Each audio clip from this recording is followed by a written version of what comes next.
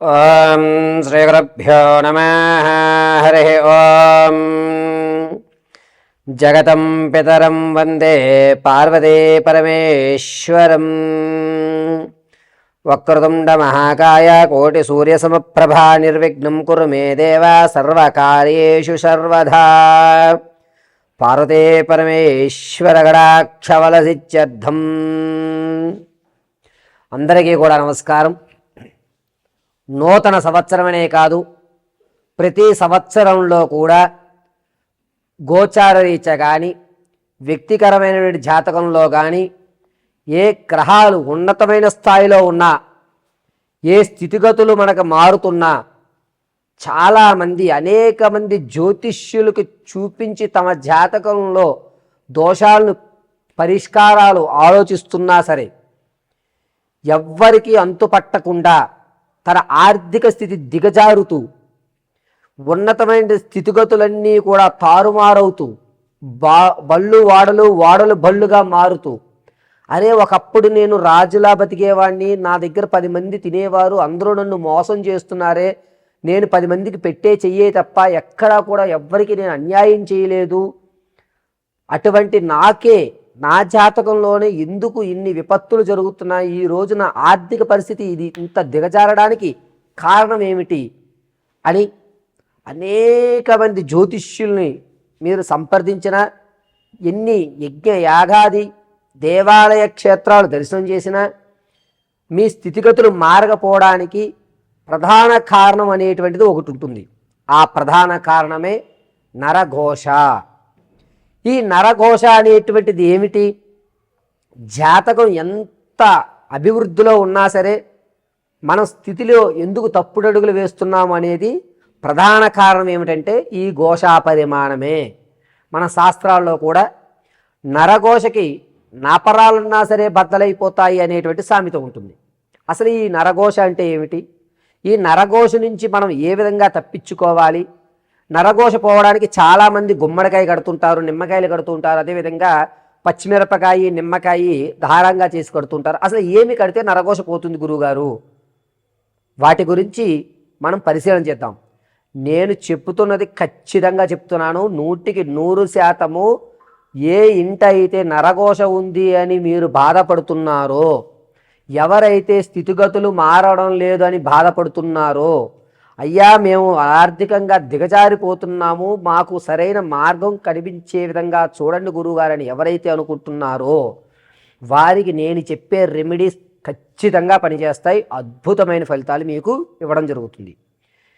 వాస్తవానికి నరఘోష అనేటువంటిది ఏ విధంగా ప్రారంభమవుతుంది అంటే, కొంతమంది వ్యక్తులు మనతో పాటు ఉంటూ అమ్మవారి అనుగ్రహం కలిగి అతని జాతకం ప్రభావం వల్ల ఒక ప్రమోషన్ రావడం, లేదా సెకండ్ ఇన్కమ్ జనరేట్ అవ్వడం, లేదా భార్యాభర్తలు కానీ బంధువర్గాల్లో కానీ ఎవరు నేను సపోర్ట్ ఉంటాను బిజినెస్ పెట్టు అని చెప్పి అతను బిజినెస్లోకి రావడం జరుగుతుంది. బిజినెస్లోకి వచ్చిన తర్వాత ఆ వాతావరణానికి అనుకూలంగా ఇతను తన డ్రెస్ సెన్స్ అనేటువంటిది మారుస్తాడు, ఆహార్యం మారుస్తూ ఉంటాడు, ఆకరణ మారుస్తాడు, మాట తీరు మార్చుకోవడం జరుగుతుంది.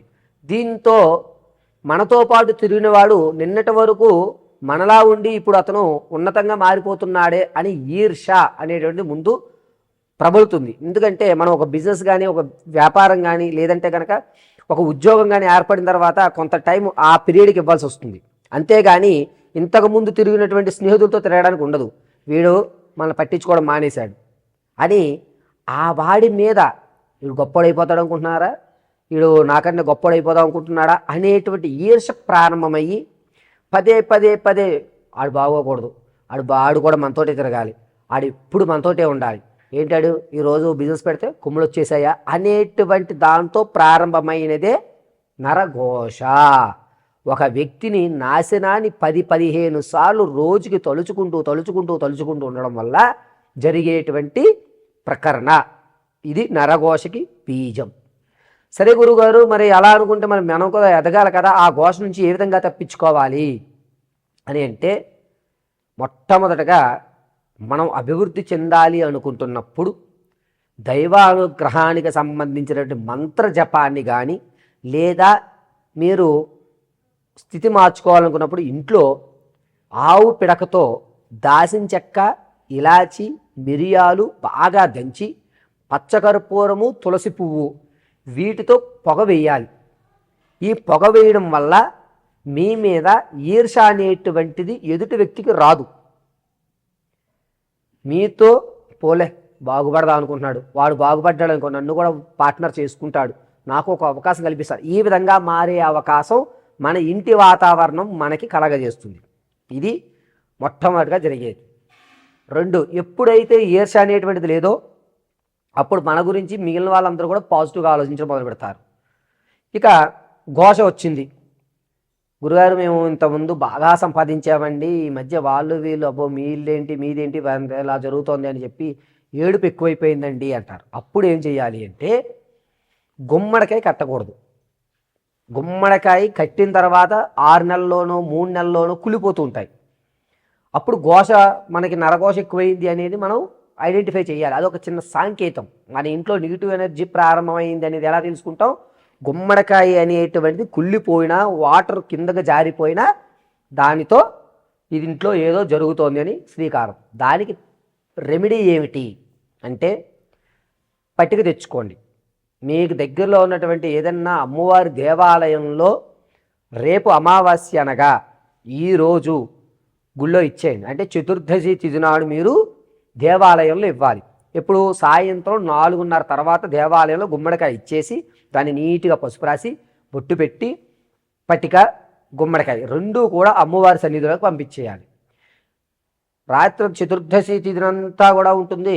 ఆ అమావాస్య రోజు చక్కగా స్నానం చేసి దేవాలయానికి వెళ్ళి అమ్మవారి దగ్గర ఉన్నటువంటి కుంకుమ, ఈ పట్టిక, ఆ గుమ్మడికాయ 3 కూడా ఉదయం 9:30 నుంచి 11 లోపు తెచ్చుకోవాలి. తెచ్చుకుని గుమ్మడికాయని కట్టొద్దు. గుమ్మడికాయని గుమ్మం బయటగా ఒక పక్కగా పెట్టుకోండి. ఈ పట్టిక మాత్రం కనబడే విధంగా కట్టి అందరి పసుపు కుంకుమతోటి, అమ్మవారి దగ్గర నుంచి తెచ్చిన కుంకుమతోటి కూడా చక్కగా రంగరించి, నెయ్యి వేసి రంగరించి ఓంకారం రాసి పైన పెట్టుకోండి. జీడి గింజ, అదేవిధంగా తామర పూస, తదుపరి మిరియాలు, గురువింద గింజ, ఎర్రటి గురువింద గింజలు, ఈ 4 వస్తువులు చిన్న మూట కింద కట్టి ఈ పట్టికకి కట్టినటువంటి దారానికి మనం కట్టుకున్నట్లయితే 190% నరఘోష ఉండదు. ఇది ఖచ్చితం. మరి బయట పెట్టిన గుమ్మడికాయ ఏం చేయాలి గురుగారు? ఈరోజు ఉంచుకుని తరువాతి రోజు ఆ గుమ్మడికాయ మీద పచ్చకర్పూరం పెట్టి ఇల్లంతా తిరిగి ఆ గుమ్మడికాయని కొట్టేయాల్సిందే. ఇలా చేయడం వల్ల నరఘోష అనేటువంటిది ఖచ్చితంగా పోతుంది. జాతక పర్యంతం అంతా కూడా క్షేమదాయకంగా ఉన్న తర్వాత కూడా మేషం నుంచి మొదలు పెట్టుకుని మీనరాశి వరకు అనేక ఇబ్బందులు పడ్డానికి ప్రధాన కారణంగా నరఘోషను కూడా మనం చెప్తూ ఉంటాం.